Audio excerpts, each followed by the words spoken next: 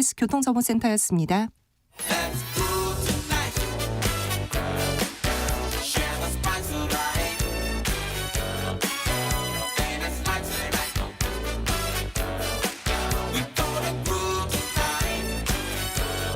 국민 MC 정관용. KBS 1라디오 정관용의 시사본부. 들어보면 달라요. 김원장 전 KBS 기자와 함께하는 아무튼 경제 시간인데요. 오늘 아침 일요진단에 출연한 성태윤 대통령실 정책실장 종부세 폐지를 거론했고, 지금 원내 일당인 더불어민주당에서도 종부세 개편을 이제 공식 검토하고 있는 그런 상황이죠. 오늘 종부세 얘기를 좀 해보겠습니다. 김원장 기자 어서 오십시오. 안녕하세요. 근데 이미 윤석열 정부 들어서서 이것저것 많이 이제 깎아가지고 종부세가 엄청나게 줄었죠. 네.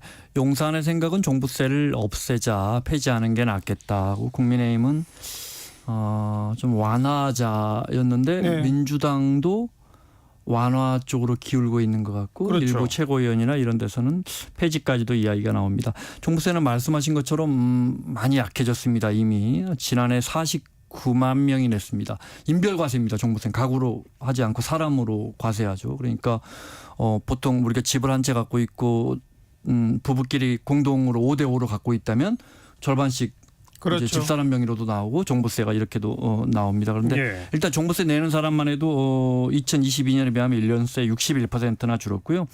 많이 거칠 때가 7조 21년에 22년에 6조였는데 지난해 4조로 급감했습니다. 그러니까 반토막 났다 이렇게 생각하시면 되고, 이게 이제 터지분도 많고 여기 또 기업이 내는 종부세도 많은데, 주택분만 보면 제일 많았을 때가 2021년에 4조 5천억 정도 됐는데 작년에는 1조 5천억 정도로 줄었으니까 주택분 종부세는 3분의 1 정도 많이 걷었을 때에 비하면 그러네요. 줄었다 이렇게 생각하시면 됩니다.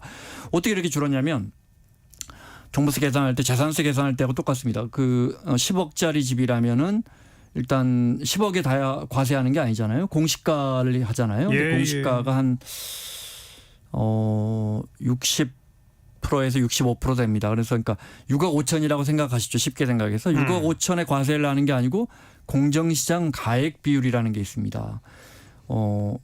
정부가 이 오래된 제도인데, 정부가 소득세율 이런 거 재산세율 하려면 항상 국회에서 허락을 받아와야 되니까, 국회에서 통과해야 되니까, 세법을 고쳐야 되니까 공정시장 가액 비율이라는 걸 해서 여기 나오는 공시가격에다가 곱하기 70%만 하자, 80%만 하자, 이걸 정부가 알아서 할 수 있게 해놨습니다. 예. 그래서 이걸 해마다 이걸 왜 깎아주냐. 지난 정부에서는 70%, 75, 80%, 85, 90%까지 올리기로 했었는데 예. 지난해 정부는 보유세를 줄여주는 방향이었기 때문에 이걸 60%로 확 낮췄습니다. 그래서 맞아요. 정리하면요.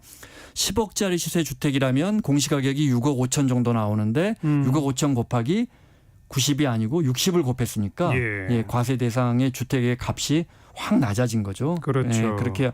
그리고 그러면 이제 이 6억에 대해서, 그러니까 이 6억 곱하기 또 이제 60% 이걸 다 종부세로 과세하느냐, 12억 원은 또 1가구 1주택이면 빼줍니다. 맞아요. 네. 그 빼주니까 이것저것 다 털고 나면, 결론부터 말씀드리면 서울의 1가구 1주택자라면 지난해 30억 정도 되는 고가주택 갖고 있으면 한 50만 원 정도 냈습니다. 네. 그러니까 진정한 의미의 집 부자만 내는 세금으로 된 건가요?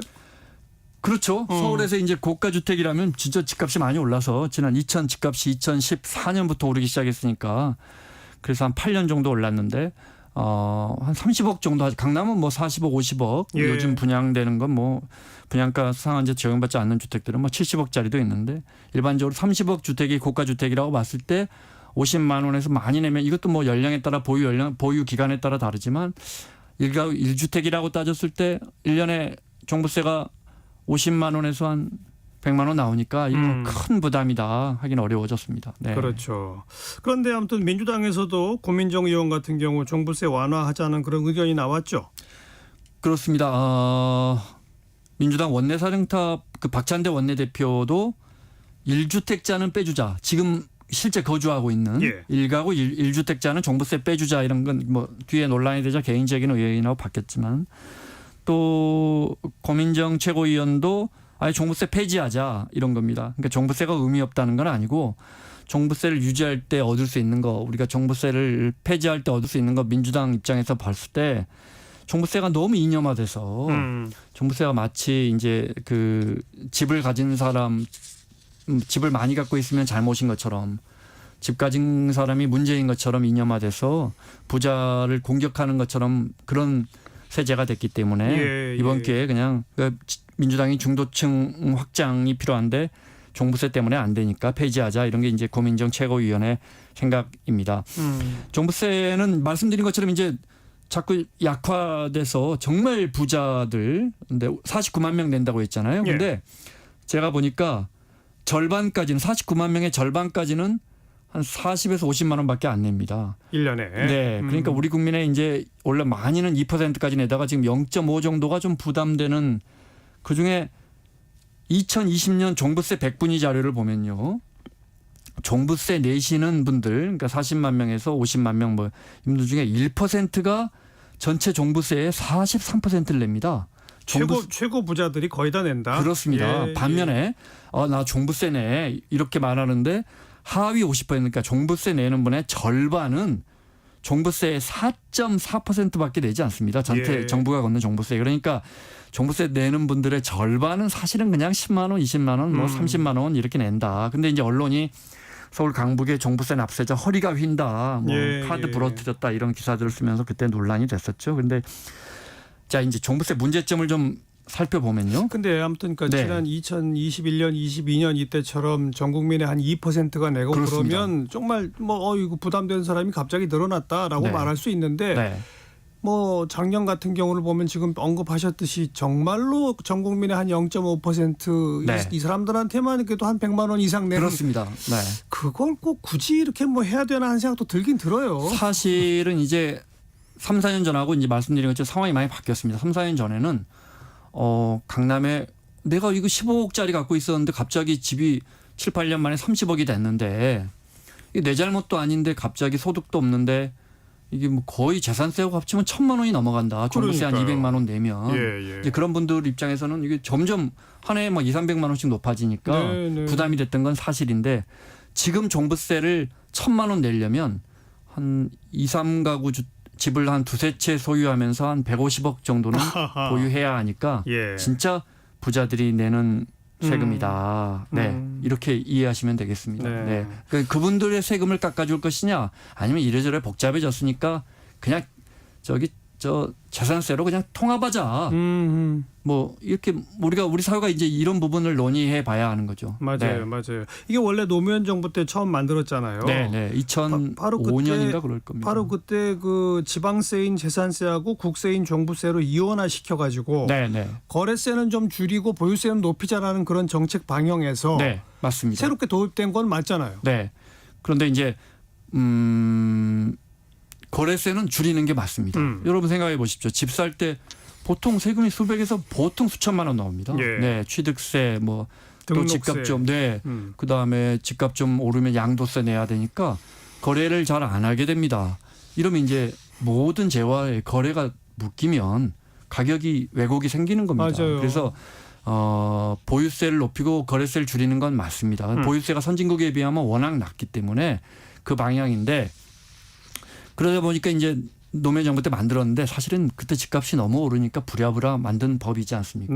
그러다 보니까 어떤 문제점이 있냐면 재산세 두 번에 나눠 내지 않습니까? 여러분 고지서 보면 7월, 9월에 나눠서 반씩 내죠. 12월에 나오면 또 종부세가 나옵니다. 그러니까 집 갖고 있다고 해서 세금을 세 번 내죠. 세 번 내는데 재산세 이제 부담 없이 하려고 두 번 나눠주는 거니까 재산세로 통합하는 게 사실은 맞는 그런 개념. 그냥 재산세의 최고 구간 세율을 좀 높이는 방법, 이런 방법도 있었을 거 아니에요? 그러니까 이제 그때는 일종의 집으로 부자 된 사람들에게 약간 징벌적 의미가 가해진 것이죠. 불로소득으로 노동하지 않고 땀 흘리지 않고 번 돈이니까 12월에 세금 한 번 더 내세요, 이런 건데, 이게 이제 이념에 불이 붙으면서 이념화된 세금이 돼버리는 거죠. 근데 이제 자, 그러면 이제 종부세를 안 거두면, 폐지하면, 이대로 계속 줄어들면 어떤 게 문제가 있나? 일단 세수가 펑크납니다. 그죠. 네. 아까 2021, 22년에 뭐 6조, 7조 7조가 됐습니다. 네. 당장 지금은 이제 뭐 한 3조 정도 4조 정도 그렇습니다. 줄었으니까요. 네, 올해 4월까지 벌써 세수펑크가 세수 결손이 14조 원인가 그렇습니다. 이대로 가면 30조 훌쩍 넘어설 건데 내년 내후년부터 종부세를 많이 깎아주거나 하면 또 3, 4조가 더 줄어들고 예. 그다음에 재산세는 지방세지만 이건 이제 국세로 걷어서 지방에 교부합니다. 종부세를. 네. 그래서 이거 지방 정부에게는 지방자치단체에게는 굉장히 큰 돈입니다. 교부금이 줄어드는 4조 원을 거니까. 전부 나눠주니까 대전시나 부산시나 뭐 작은 읍면 단위까지 굉장히 큰 돈입니다. 네. 이거 어떻게 할 것이냐? 재산세 상위 구간을 세율을 높여서 재산세에서 더 걷는 방법밖에 없기 때문에 그래서 국민의힘도 종부세에는 부정적이지만 폐지라고 하지 않고 네. 좀 개편을 해보자 이런 입장인 겁니다. 그 가운데 적어도 아까부터 언급됐지만 실거주 1가구 1주택 네, 이 경우는 뭐 특히 이제 또 노인 세대 같은 경우는 수입도 없는데 네, 집값을 내가 올린 것도 아닌데 그냥 그 종부세까지 내라는 건 심하지 않느냐. 그러니까 네, 최소한 1가구 1주택만이라도 없애주자 이런 주장이 또 있잖아요. 그렇죠. 근데 이제 그건 어떻게 생각하세요? 10억 원짜리 종부세가 이제 중과세에서 세율이 높아지는 부분이 있는데 예. 얼마 이상 당연히 이러면 이제 구간별 과세이기 때문에 세금이 높아지는 것도 있고 아시는 것처럼 두 채, 세 채, 네 채 되면 이제 확 높아집니다. 그러면 똑같이 30억 정도 집을 갖고 있는데 15억짜리 집을 두 채 갖고 있는 분, 30억짜리 집을 한 채 갖고 있는 분도 15억 지금 이게 종부세가 좀 이상해서 15억짜리 두 채 갖고 계신 분이 훨씬 더 냅니다. 그렇죠. 근데 이제 똘똘한 거 한 채 빼주자 그러면 예. 이 왜곡이 더 심해지는 겁니다. 또 그런 문제가 있네요. 네. 그리고 또 제가 이거 며칠 전에 서울신문 기사를 보니까 이게 언론이 자꾸 잘못 보도합니다. 뭐요? 5억 원짜리 주택 세 채를 보유한 국민은 총합 세 채니까 15억 원으로 중과세율이 2.0%를 적용받지만 20억 원짜리 한 채를 보유한 1주택자는 중과세에서 제외돼 기본세율 1.3%만 부과된다는데 15억 앞서 말씀드린 것처럼 20억짜리 주택 종부세 안 종부세 내죠. 안 냅니다. 계산해 보십시오. 예. 20억이라고 해볼까요? 예. 그러면 여기서 1.3% 중과한다니까 그러면 20억이면 2,600만 원 종부세 내는 것처럼 계산하는데 그렇지 않습니다. 20억이면 말씀드린 것처럼 공시가격이 한 12억에서 13억 나옵니다. 여기에 공정시장 가격 비율 60% 곱하면 얼마나 남습니까? 7, 8억밖에 안 남습니다. 과세 대상 아니죠. 과세 대상이 안 되는 겁니다. 예. 그러니까 30억은 돼야 지금 종부세 내거든요. 그러니까 이런 부분들이 자꾸 현실을 왜곡하는데 그 기자가 사례를 잘못 들은 거네요. 그죠? 그래서 저희 예전에 취재 기자 할 때 종부세 기사가 자꾸 엉키게 나오는 이유가 이 젊은 취재 기자들이 종부세를 내본 적이 되게 쉽지 않죠. 아니 자기가 안 내더라도 공부를 해서 써야죠. 그래서 지금도 저 엉터리 종부세 기사가 많이 나오는데 이런 부분 한번 생각해 봐야 합니다. 그러면 왜 얼마 이상 집이 두 채든 세 채든 얼마 이상 집을 갖고 있으면 그러면 과세하면 되지 왜 지난 정부 또 노무현 정부에서는 두 채 세 채에 중과를 했을까? 가격과 상관없이 한 채 이상 집이 있으면 그걸 투기라고 보는 인식이 숨어 있었던 그래서 겁니다. 팔아라 이거죠. 그렇죠. 집을 예. 한 채만 있으면 되지 않느냐. 예. 그래서 지난 정부에서 왜 장관들 고위 관료들 다 팔았잖아요. 다 팔고 또 안 팔고 버틴 관료는 사표 쓰고 사표 뭐 이런 쓰고. 논란이 됐는데 이 부분 한번 생각해 보십시오. 이게 왜 이런 제가 이 말씀 오늘 꼭 드리고 싶은데 집을 두 채 갖고 있으면 세 채 갖고 있으면 우리는 투기꾼이라고 생각합니다. 왜냐하면 그로 인해서 집값이 오르거나 임대료 수익을 챙기는데 정당한 부담, 세금을 내지 않고 수십 년을 거쳐왔기 때문입니다. 예. 선진국은 영국 같으면 뭐 집을 어떤 누구누구 공작 이런 사람이 버밍엄의 주택을 1,200채씩 갖고 있는 사람을 집부자, 투기꾼, 복부인이라고 하지 않습니다. 정당한 과세가 됐기 때문에 그에 따른 렌트 또 수많은 규제가 얽혀 있거든요. 임대 세입자들 위해서 임대료도 못 올리게 하고 쫓아내지도 못하게 하고. 그러니까 주택 프로바이더, 공급자라고 생각하지. 근데 우리는 이게 안 돼 있으니까 그러니까 지지난 정부부터 집이 두 채, 세 채면 나쁜 거야. 예.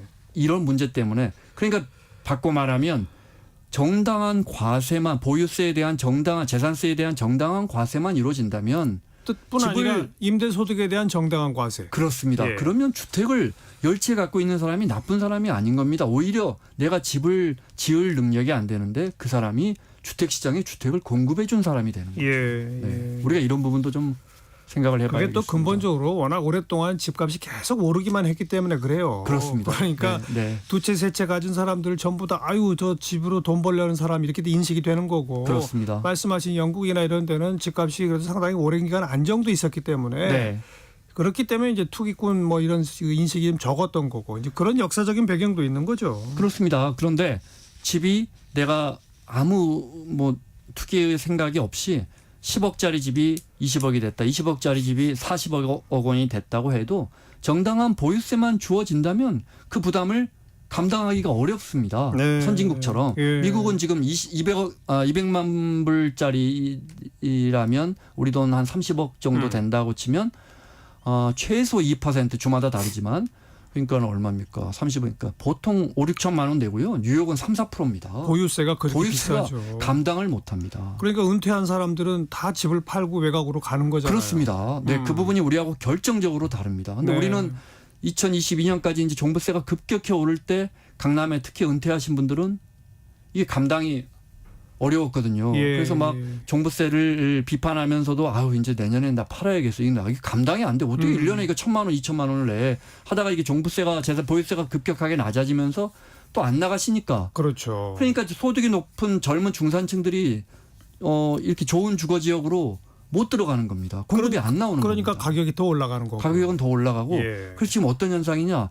서울의 비싼 주택은 전부 5, 60대, 70대 분들이 점유하고 계십니다. 예, 예. 네, 이런 부분이 좀 주택시장을 많이 왜곡시킵니다. 그러니까 우리 이제 네. 김 원장 기자의 기본 생각은 종부세와 같은 좀 뭔가 좀 기형적인 뭐 네. 이런 세금보다 그냥 기본적으로 보유세의 기본인 재산세 네. 그것의 세율을 선진국 OECD 수준으로 좀 높여보자 그거 아닙니까? 거기까지도 너무 많고요. 지금 이제 미국에 비하면 우리가 10분의 1 정도인데 실효세율 이것저것 깎아주고 진짜로 부과하는 보유세는 1% 0. 그러니까 선진국에 우리가 10분의 1 많아봤자 한 10분의 3 정도입니다. 네, 그러니까 분명히 올릴 필요가 있는데 종부세 국민들이 이렇게 싫어하는데 예. 종부세 안 내는 국민들도 이렇게 싫어하는데 그냥 뭐 이렇게 자꾸 완화할 바에는 올리고 깔끔하게 오늘 근데 성태훈 정책실장도 그런 이야기 했습니다.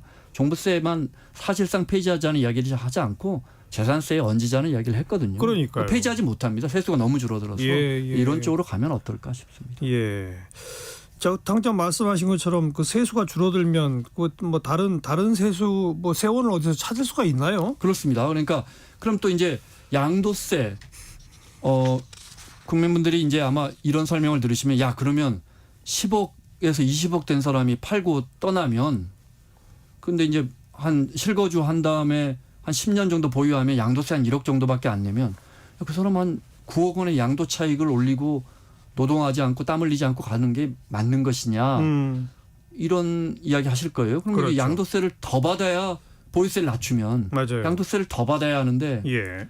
지금 주택시장이 이렇게 딱히 오름세가 아니다 보니까 정부는 양도세 깎아주는 거 생각하고 있거든요. 민주당도.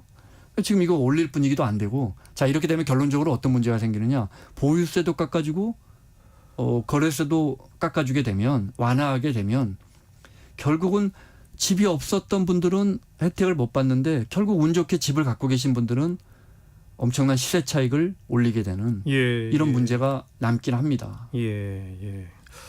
아까 또 잠깐 초반에 언급했습니다만은 이 뭐 실제 거래가격이 10억이라고 해도 공시가격은 6억 5천밖에 안 된다. 네, 네. 거기다가 또 공정 무슨 시장 가액 비율 네, 그거는 또 점점 더 현실화 시켜야 되는데 네, 거꾸로 가잖아요 지금. 네, 네. 현실화 대신 막 깎아주는 쪽으로 가잖아요. 그래서 자꾸 낮아집니다. 네. 네. 근데 세금 깎이면 저도 기분 좋거든요. 아, 물론 내던 세금 줄어들면 좋죠.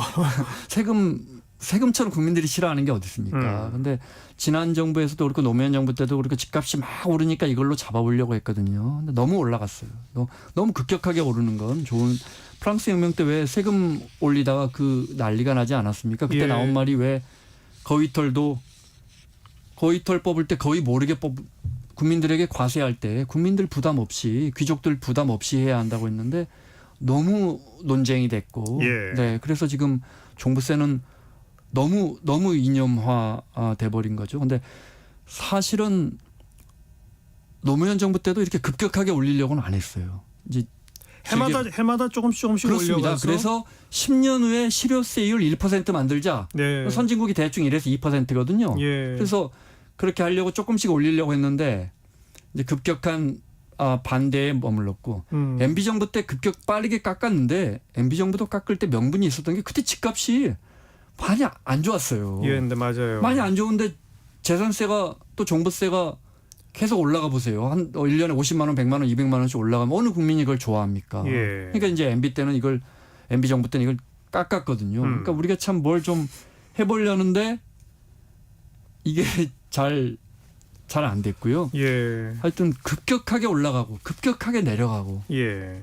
2022년에 이제 종부세 제일 많이 부담했을 때 서울에서 종부세 대상 비율이 가구수로 따져보니까 16%가 됐어요. 와. 그러니까 이게 그건 정말 부담될 만하죠. 그러니까 자꾸 올라가니까. 가격이 네. 올라가니까. 네. 그러면 소득이 없는 어르신들이 그때 기사가 제일 많이 됐지 않습니까? 네. 그럼 그분들 주장은 야, 나는 은퇴하고 국민연금 100만 원 받는데 이걸 어떻게 내느냐 이렇게 됐는데 그럼 왜 그분들이 강남이나 좋은 아파트를 다 차지하고 있게 됐나?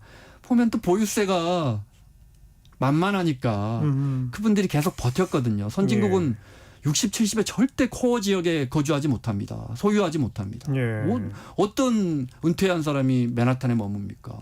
보유세 때문에 감당이 안 되거든요. 그런데 우리는 이 제도가 이게 약하다 보니까 그분들이 계속 버틸 수 있게 됐고 그래서 이제 지금 뭐 예를 들어 대치, 성경, 우성, 미도 이 정말 오래된 부촌인데요. 예. 가서 보면 정말 어르신들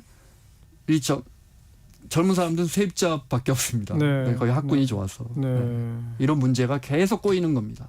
그러니까 그 지금 뭐 논란의 대상이 됐고 또 지금은 종부세 자체가 또 상당히 유명무실화됐고 뭐 네. 이래서 뭐 차제에 좀 검토를 하면 좋다는 게 김 기자의 기본 생각이고 게다가 기본 방향은 선진국까지는 못 가더라도 아무튼 그 기본 재산세를 좀 올리는 쪽으로 가자는 거잖아요. 네. 그럼 역시 또 강남에 그 한 채 가지신 노인분들은 또 반발하지 않을까요? 그러니까 이게 어디서부터 풀어야 할지 잘 모르겠습니다. 네. 근데 이제 은퇴하고 우리처럼 우리는 또 서울에 집중화돼 있고 주택 공급이 부족해서 집값이 올라간다는데 집을 새로 짓는 게 우리 재건축 해봤자 주택의 실 증가율이 20%밖에 안 됩니다. 그렇죠. 통계적으로 보면 예. 100채 허물고 120채 짓거든요. 그러니까 20채밖에 안 늘어납니다. 진짜 주택 공급이 늘어나려면 이제 나는 대치동 우리 애들 다 대학 가고 대치동 살 필요가 없어.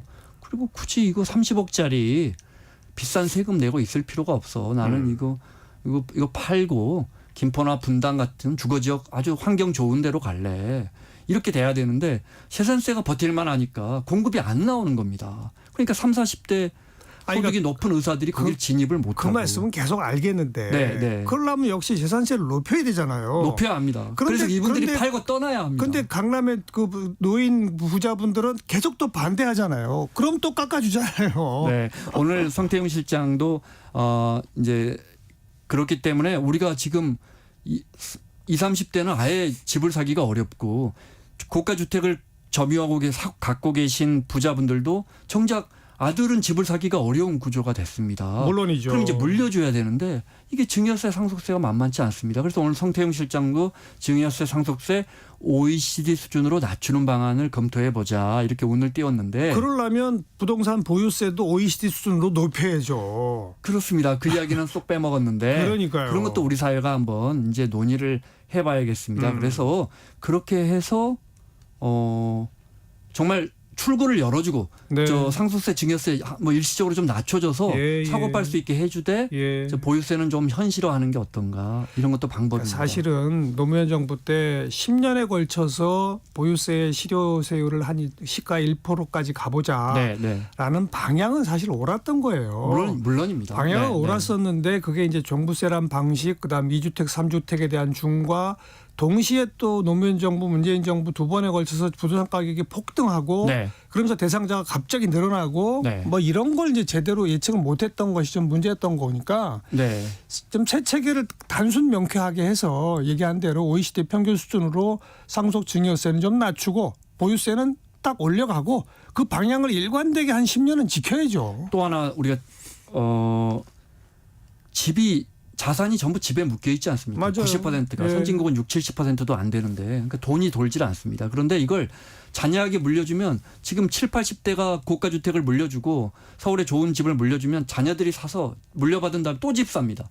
또 돈이 묶입니다. 그래서 어떤 분들은 손자에게 물려줄 수 있게 2년 정도는 증여세를 풀어주자. 어허. 손자들은 집에 그렇게 우리처럼 저희 세대처럼 그렇게 몰입하지 않으니까 예. 그러면 그 좀 뭔가 다른 투자도 하고 공부도 하고 장사도 하고 이렇게 해서 돈이 시중에 돌면서 좀 우리가 이렇게 집에만 주택에만 집의 소유에만 묶여가는 인생을 좀 풀자 이런 예. 주장도 하시는데 예. 그러려면 그 배경에는 보유세가 점진적으로 정상화되면서 그렇죠. 그러면서 그걸 쉽게 거래세 낮추고 증여세 상속세도 좀 풀어주는 이런 방법도 검토해 볼 시점 같습니다. 검토만 할 것이 아니라 그 방향을 한번 정하면 정권이 바뀌어도 변함없이 한 10년은 가야 되는데 네.